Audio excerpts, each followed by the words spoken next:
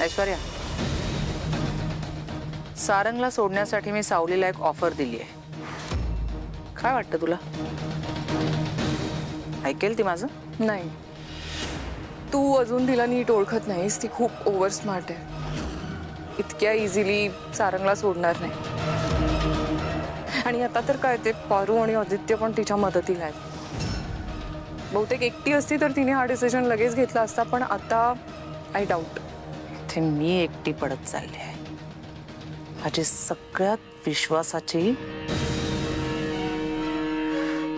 किरण आता माझ्या विरोधात वागते. म्हणजे काय झालं? किरणने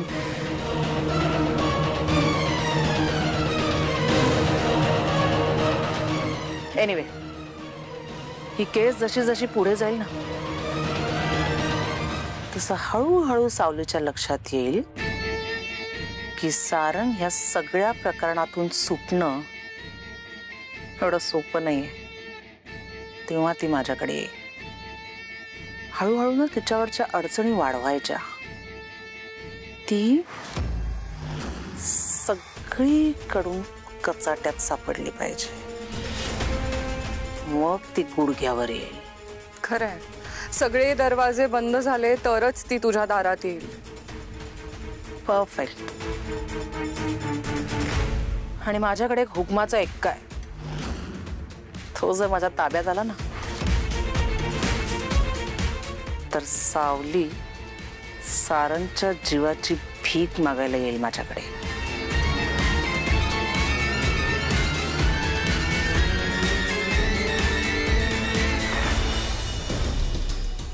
अरे हे स्वरा प्रकरण काय आहे यार? कोण आहे ही मुलगी, तुला माहिती आहे का? ती त्या शिवानी मॅडमच्या ऑफिस मध्ये काम करत होती. मी बघितलंय तिला तिथे. शिवानी म्हणजे त्या पार्टीमध्ये ती तुझ्या समोर आली होती तीच ना? तिचं आडनाव कारखानीच आहे का? हो. ती रोज पेटेलची मालकीण. मी ओळखतो तिला. मागे ती आमची कंपनी टेक ओव्हर करण्याचा प्रयत्न करत होती. तीच नसेल ना या सगळ्या मागे? तिला तिची कंपनी एक्सपॅन्ड करायची होती. तुम्हाला सांगू, मला सुद्धा असा संशय आला होता आणि मी त्यांना विचारायला सुद्धा गेले होते. मग काय बोलली ती? त्यांना यातलं काहीच माहित नाही असं दाखवलं त्यांनी.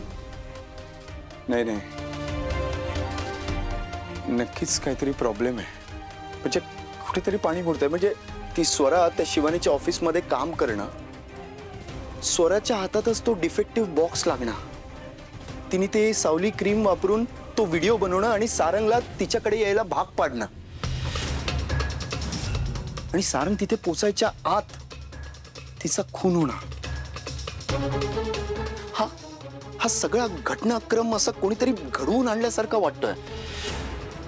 अगदी बरोबर. हा चिठ्ठी देणारा मुलगा हा कोण असेल? आणि हा आपल्या प्रश्नांची उत्तरं सोडवणारा आहे की नवीन प्रश्न निर्माण करणारा आहे, काहीच कळत नाहीये. आणि हे त्याला भेटल्याशिवाय कळणार नाही. एक्झॅक्टली. I think so. त्याला भेटल्यावर या सगळ्या प्रश्नांची उत्तरं मिळतील. बरोबर. चल, मी पण येते तुमच्यासोबत. नाही नको सावली, तू इकडेच थांब. हे बघ, सारंग सर जेलमध्ये आहेत. तो मुलगा कोण आहे, त्याचा नेमका हेतू काय आहे हे आपल्याला माहित नाही. समजा तो जर का या कटाचा भाग असेल तर सारंग सरांची बायको त्याला भेटली म्हणून सारंग सर कोर्टात अडचणीत नको यायला. सावली, तू प्लीज थांब इथेच. आम्ही जाऊन बोलतो त्याच्याशी. हो, पण का कोणास ठाऊक मला ना हा मुलगा या सगळ्या प्रकरणातला महत्वाचा दुवा आहे असं वाटतंय. ते त्याला भेटल्यावरच कळेल. अरू, चल.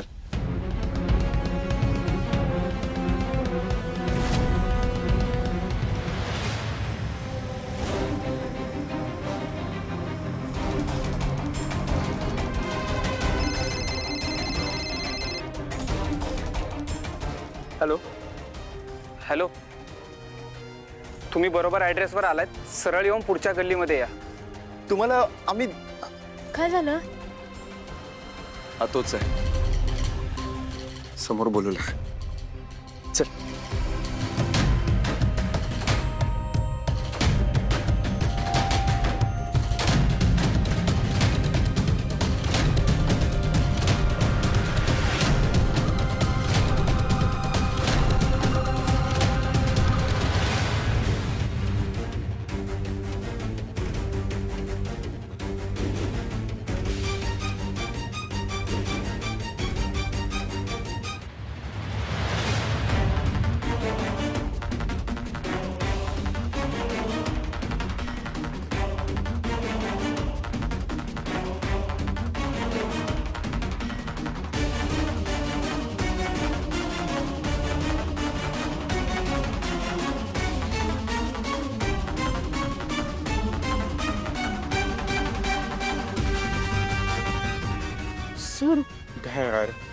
या गल्लीत नाहीये.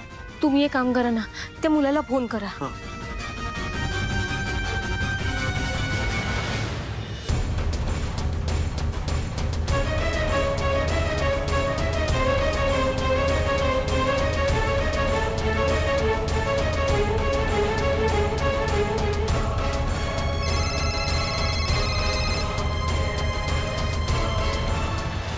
हॅलो दादा, मी मागच्या गल्लीतही जाऊन आलो आणि या गल्लीतही बघितलं, तुम्ही कुठंच दिसत नाही. मला खरं सांगा, तुम्ही आम्हाला फसवताय का? हो सर, मी तुम्हाला फसवत नाही हो. हो, इथं माझ्या पण जीवाला धोका आहे. अरे पण मग आमची मदत करा ना यार. दादा, मी तुम्हाला खरंच सांगतोय, मला सारंगला यातून बाहेर काढणं खूप गरजेचं आहे. प्लीज मला सांगा, मला एकदा भेटा. हो सर, सारंग सरांची आणि तुमची मदत मला सुद्धा करायची, पण इथं माझ्या मागे गुंडे लागलेत. माझ्या जीवाला धोका आहे हो सर. काय? बरं बरं बरं, मला हे सांगा, मी तुम्हाला मदत करतो. मी तुम्हाला खरंच यातून बाहेर काढतो. फक्त मला एकदा भेटा. तुम्ही कुठे आहे मला सांगा ना. मागच्या गलीतून सरळ या आणि डाव्या हाताला एक मैदान आहे, तिथे मी थांबतो. ओके ओके, आलोच.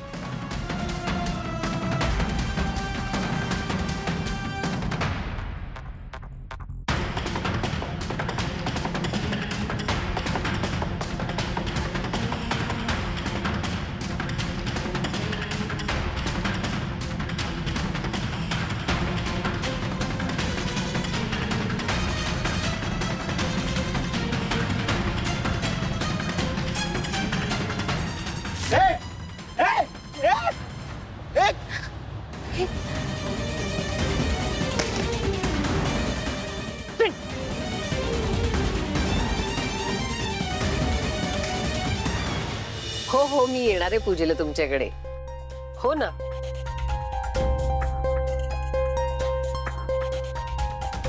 नक्की नक्की. एक मिनिट. हा, ए बाळा, झालं का तुझं? ये पटकन फ्रेश होऊन खाली, उशीर होईल. हा, ओके. हो हो हो, चालेल. हो ना. नाही नाही, एक काम कर तू, हे बघ, ते डॉक्युमेंट्स तू काढून ठेव, मी आले की बघते. हा, तुम्ही त्या मुलाला भेटायच्या आधी मला सांगितलं का नाही?